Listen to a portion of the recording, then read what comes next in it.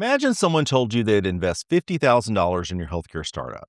No board seat, no equity negotiation, no pitch deck revisions. You'd assume they were running a scam. But that's essentially what's happening right now, except the investors are Anthropic, OpenAI, and Google, and they're not writing checks.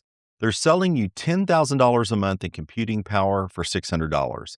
They're doing it knowingly. They're doing it at massive losses, and they have a very specific reason for doing it that most founders aren't really thinking about. Here's the contrarian take that nobody in the AI hype cycle really wants to hear. We're living through the most subsidized period in the history of software development. And if you're building a healthcare AI company, like we did here at Rocket Tools, the next 12 to 18 months represents the arbitrage window that will not repeat. To understand why this matters, you need to understand what happened in the early days of cloud computing. Amazon Web Services launched in 2006 and priced its compute at rates that made no economic sense. They were losing money on every customer. The strategy was simple: get developers addicted to the infrastructure, make switching painful, and then gradually raise prices once the ecosystem was locked in. It was a spectacular success. AWS went from a side project to generating $100 billion in annual revenue. By the time competitors caught up, Amazon had a decade head start and switching costs that kept customers paying 30 to 40% premiums. The AI labs are running the exact same playbook, and they're doing it at a scale that makes Amazon's early cloud subsidies, well, look like a rounding error. In 2025 alone, 4 hyperscalers, we're talking Amazon, Alphabet, Meta, and Microsoft, they committed $670 billion in AI infrastructure spending. That's not a typo. $670 billion. Meanwhile, American consumers spend roughly $12 billion a year on direct AI services. The math doesn't work. It's not supposed to work. Well, not yet. The mainstream narrative goes something like this: AI tools are getting cheaper because the technology is improving. Moore's law for language models. Costs come down, access goes up, everyone benefits. That's a lovely story, but it's also very incomplete. Yes, inference costs have dropped dramatically. Epic AI tracked this, and in GPT-4 equivalent performance went from $20 per million tokens in late 2022 to 40 cents in 2025. That's a 50x decline. That's real, and that's impressive. But here's what the optimists leave out. Sam Altman, the CEO of OpenAI, went on X in January 2025, and he said, and I'm quoting him directly, "Insane thing. We're currently losing money on OpenAI Pro subscriptions." That's the $200 a month plan.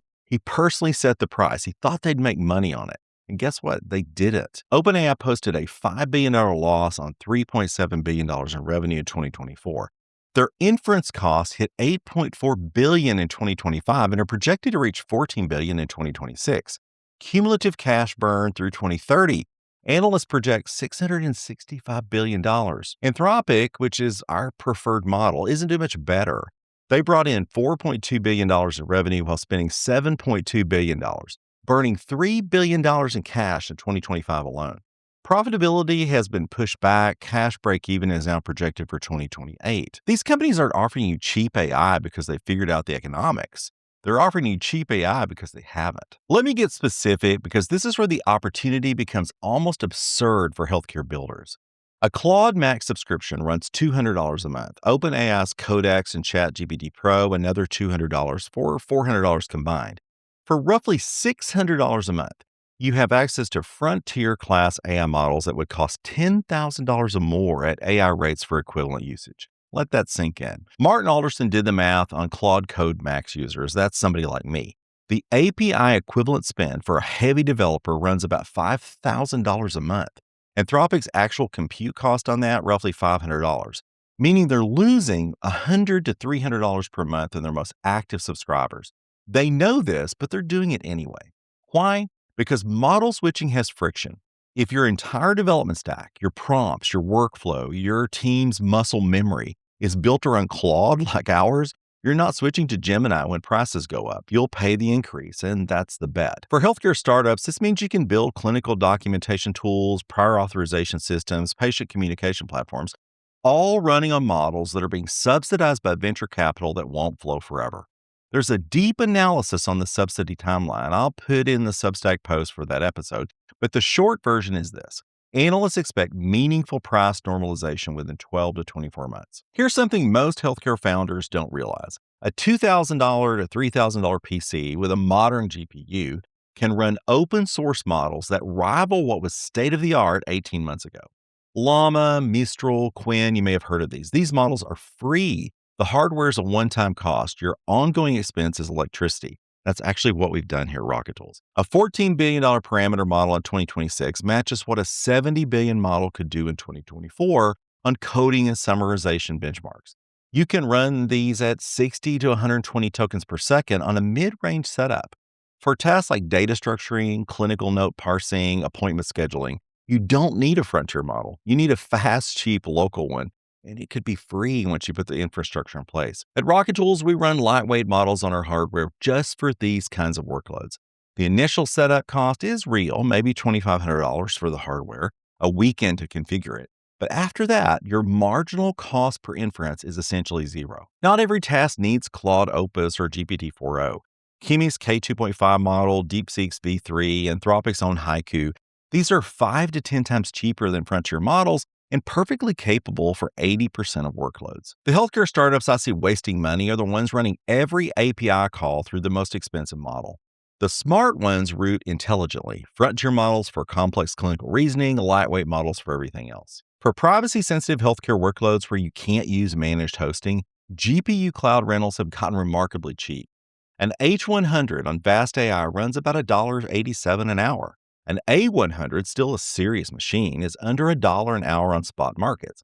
AWS cut H100 pricing by 44% just last June. You can spin up a HIPAA-compliant sandbox, run your model, process your data, and shut it down. No long-term commitment, no capital expenditure. $1 an hour to run a model that costs millions to train. Now, let me be honest about what this actually looks like in practice because the numbers get real very quickly. The healthcare AI market hit $39 billion in 2025 and is projected to reach $504 billion by 2032, a 44% compound annual growth rate.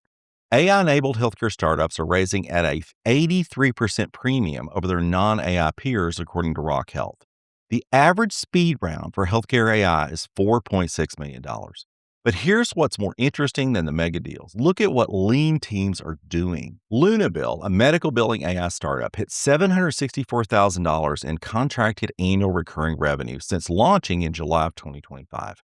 They achieved 10x improvement in claims, followed up per biller in the first week, 100% conversions of pilots to paying customers, 50,000 automated calls. Attuned Intelligence, founded by a DeepMind alumnus, raised $13 million, went live in 10 days at Lowell Community Health Center, and now handles every mainline call 24/7, automating 70% of interactions. These aren't billion-dollar operations. These are small teams leveraging subsidized compute to build real products solving real problems. Billing, scheduling, documentation, the unsexy infrastructure of healthcare that everyone complains about and nobody really wants to fix manually. The ambient scribe segment alone generated $600 million in revenue in 2025, a 2.4x year-over-year increase. A Bridge holds 30% of that market. They raised $300 million at a $5.3 billion valuation, but the market is still early enough that a two-person team with $600 a month in AI subscriptions can build a competitive product in a niche vertical. My confidence on how long this window stays open? Maybe 60%. The subsidies could last longer if the AI labs raise more capital. They could end faster if investor patience finally runs thin. Uptech Studio put it bluntly, when the price correction comes, it will likely be abrupt and not gradual. One analyst, Steve Smith at our Dallas, predicts agentic AI subscriptions will increase 10x to 100x from January 2026 levels by the end of 2027. I think that's aggressive, but the direction is probably right. If you're a healthcare entrepreneur or a builder like me, here's what this translates to in practical terms. First, your $600 a month AI budget, it's not a cost, it's subsidized R&D. Anthropic, OpenAI, and Google are collectively spending billions of dollars to give you computing power below cost. Use it, build with it, prototype aggressively.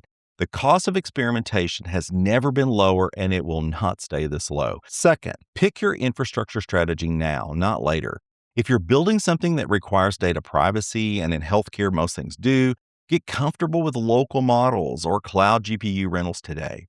When subscription prices normalize, you'll need alternatives already tested and already integrated. Third, the mode isn't the model, it's the workflow. Everyone has access to the same subsidized compute right now.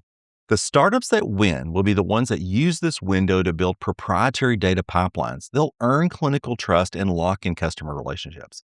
When compute prices finally rise, customers won't leave if your product is embedded in their operations. Sound familiar? That's the AWS playbook again, except this time you're the one running it. Fourth, don't chase the mega round. 62% of digital health VC is going to AI-enabled startups. The money is available, but Luna Build didn't need $100 million to reach $764,000 in ARR. They needed a good product and subsidized compute. The bootstrapped healthcare AI company is a real category right now, and it won't be there for much longer. Here's the uncomfortable truth about this golden age.